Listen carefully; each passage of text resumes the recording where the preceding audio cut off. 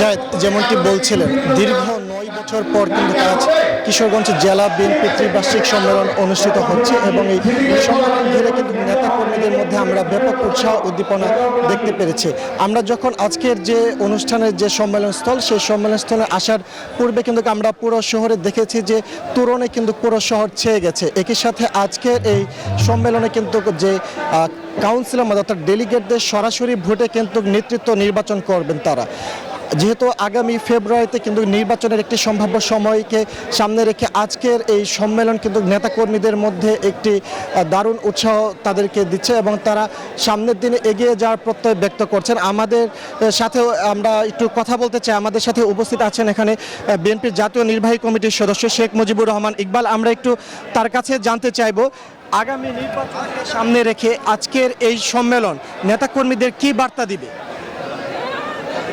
আজকে কিশোরগঞ্জ জেলার যে সম্মেলন হতে যাচ্ছে অত্যন্ত আনন্দঘন পরিবেশে আমরা আমাদের নেতাকর্মী সবাই সবাই সবাই আমাদের ভারপ্রাপ্ত চেয়ারম্যান তারেক রহমান, আমাদের মহাসচিব জনাব মির্জা ফখরুল ইসলাম আলমগীর সাহেব আমাদের এই অনুষ্ঠানে সরাসরি যোগ দিচ্ছেন।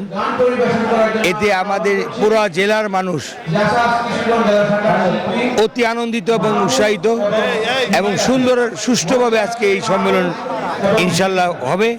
আমাদের বার্তা সারা বাংলাদেশে আমরা এক হয়ে এই বিএনপিকে যাতে আগামী দিনে ক্ষমতায় আনতে পারি, সবাই ঐক্যবদ্ধভাবে যাতে রাজনীতি এবং আন্দোলন সংগ্রাম গণতন্ত্র পুনরুদ্ধারের যে সংগ্রাম, এতে আমরা যোগদান করতে পারি এবং অংশগ্রহণ করতে পারি। এবং আজকে এই সম্মেলনের মাধ্যমে এই বার্তা দিয়ে চাই যে সারা বাংলাদেশে এইভাবে সুন্দরভাবে সম্মেলন হয়।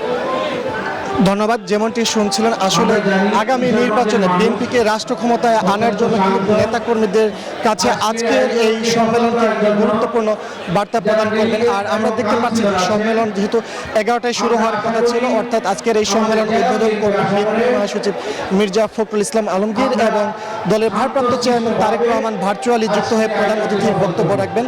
সম্মেলন ঘিরে এই মুহূর্তে কিন্তু আমরা দেখছি যে এই সম্মেলনস্থলে কিন্তু খণ্ড খণ্ড মিছিল নিয়ে কিন্তু নেতাকর্মীরা উপস্থিত হচ্ছেন এবং জাতীয়তাবাদী সামাজিক সাংস্কৃতিক সংস্থা কিন্তু এই মুহূর্তে মনোজ্ঞ সাংস্কৃতিক অনুষ্ঠান তাদের পক্ষ থেকে পরিচালনা করা হচ্ছে। তো এই ছিল আমার কাছে আজকে কিশোরগঞ্জ জেলা বিএনপি ত্রিবার্ষিক সম্মেলনের সবশেষ তথ্য।